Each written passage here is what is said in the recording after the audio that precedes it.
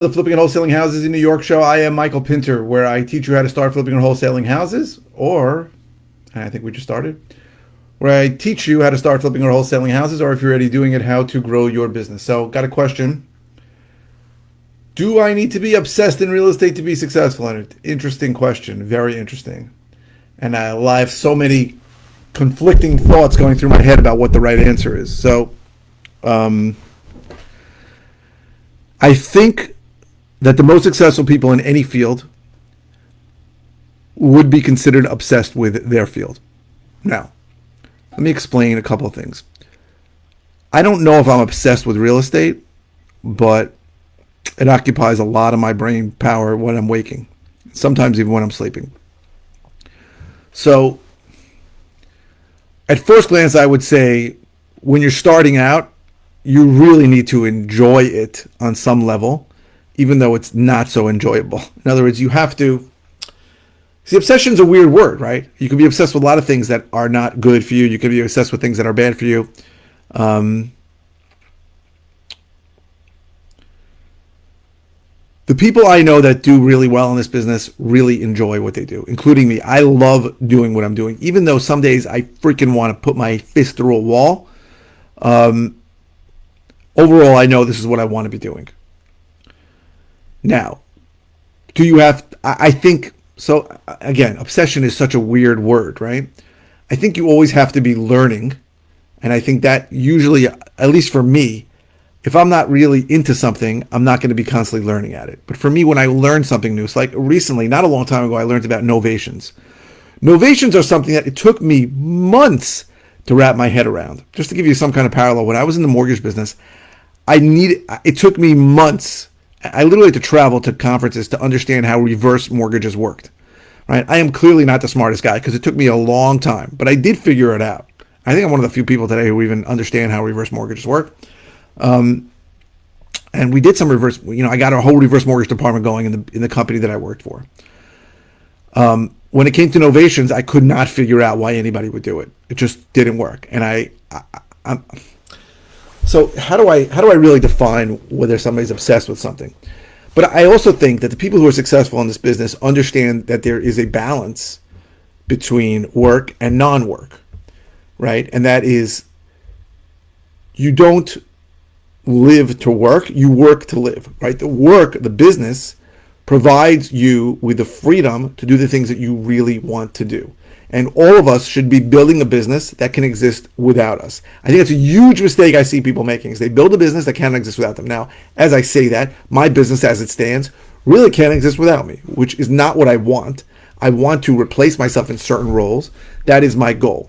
Does that make it better? Probably not. I should have probably done that already.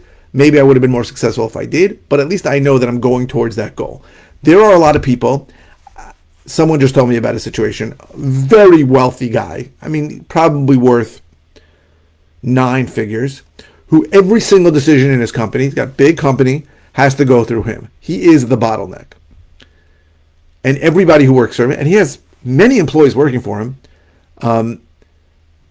is a little sour on that issue. That they all fight for his time to actually get him to make a decision, and it sucks. And he goes away on vacation, and basically nothing gets decided when he's away. There are people that work that way too. So I believe that we work to live, right? The business serves me to allow me to spend time with my family, to allow me the freedom to spend time with people that I want to, when I want to, for as long as I want to. Those are the things that are important. But when you start a business, you're going to have to probably be obsessed with it when you start, to the point where you're learning, right? You want to learn what the hell is going on. It's not easy to wrap your head around this business. I know for me, it took me a long time. Didn't make any sense to me it made sense when I started in the business about 10 years ago, that I was going to buy properties at an auction and I was going to fix them up and sell them. That made sense to me. The idea of me marketing direct to sellers made no sense to me. I didn't understand why a seller would ever say yes. Just didn't work in my brain. And it took me a while to figure that out. In fact, for 4 years, I didn't even do it. And I busted my ass working, going to the auctions every single Tuesday in Nassau County, where very often I would leave with nothing. After doing 2 days worth of work. So, what the hell is on my arm? Oh, I know what that is. So, it's on this arm too.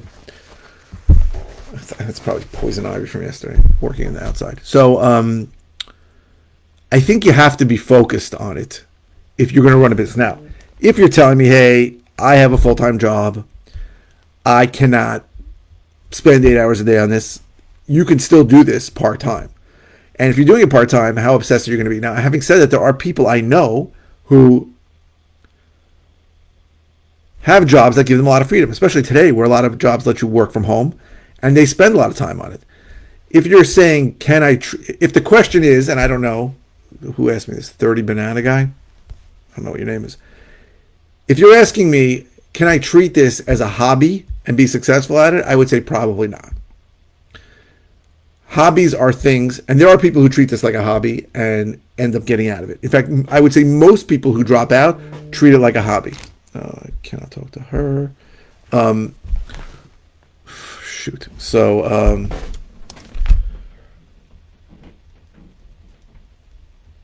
crap. So, you can't treat this like a part-time hobby. You can treat it like a part-time job. So one of the things I tell people to do is if you have a full-time job, you can cold call sellers. So again, the main steps that I teach people to do is to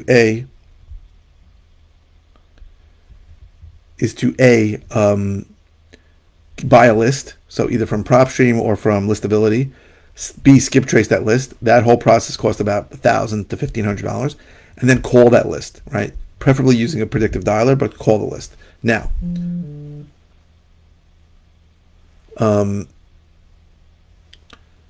I tell people to call 2 hours a day on weekdays that you're working. That gives you 10 hours. And then to call 3 hours a day on weekend listings, on weekend days. So that gives you 16 hours of calling. Now, as you get better, that should give you 2 leads a week, right? 8 hours of calling with a predictive dialer. So a predictive dialer is like Mojo, Call Tools, Ready Mode, which used to be Zen Call, because that's much more efficient. And I would say that if you get decent on the phone and you're relatively comfortable, which happens after maybe, for some people, a few weeks, some people a few days, some people a few months, you should get 2 leads a week. 2 leads a week, you need something like 25 to 30 leads, if they're good leads, depending on how you define a lead, to get a deal. So you could get deals in a few months if you're making those calls. Now, again, these are just broad numbers. You may hit the ultimate seller on the first lead, and you may hit crappy sellers till you reach 40. So you can't really treat it as a part-time hobby, but you can treat it as a part-time job. If you treat it like a part-time job, it can work. So do you have to be obsessed with it? Listen, if you have a full-time job that's paying your bills, you need to give that the attention it deserves, so you don't get fired. There are people that are working from home, I know now, so they're spending more time calling because they can. So I don't think you have to be obsessed with it to be successful. Well, really, and so the word obsessed is hard to define. The word successful is hard to define. If you told me you want to make $80,000 a year doing this, I'll tell you I got a bunch of students who have full-time jobs who are easily making that, doing a couple of flips. I'll wholesale them a flip. They'll take it, and they will simply, make 40 grand on it in 6 months. Do it twice a year, and sorry, I'm getting a million calls. Do it twice a year, and you make 80 grand on it. As if you consider that to be successful, really easy to do. I don't think you have to be obsessed with it. If you're going to call direct to seller and you're going to concentrate on getting better, you almost have to be obsessed with it because you have to be learning how to do it, what you should be doing, and what you shouldn't be doing. It's a very hard question to answer, and I didn't know how to answer it, and I'm happy I did a video on it, but I hope this was helpful. If you're interested in all the ways I can help you, go to howtoflipnewyork.com.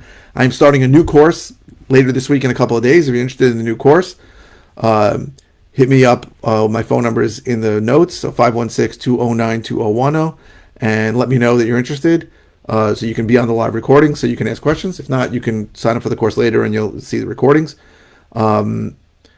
If you're interested in one-on-one coaching, go to coaching.howtoflipnewyork, although I need to change that completely. What else? If you're watching on YouTube, please subscribe. If you're watching on any media channel, please click the thumbs up. The likes really help me. And please keep the comments coming. I post 5 times a week. I don't always know what to say. Your comments give me questions, help me out. If you could ask anything, does not have to be about the video you're watching. If it's something simple, I'll just reply with an answer. If it's something I've covered recently, I'll send you a link to a video. And if it's something new, I'll do a brand new video on it. Thank you very, very much for watching.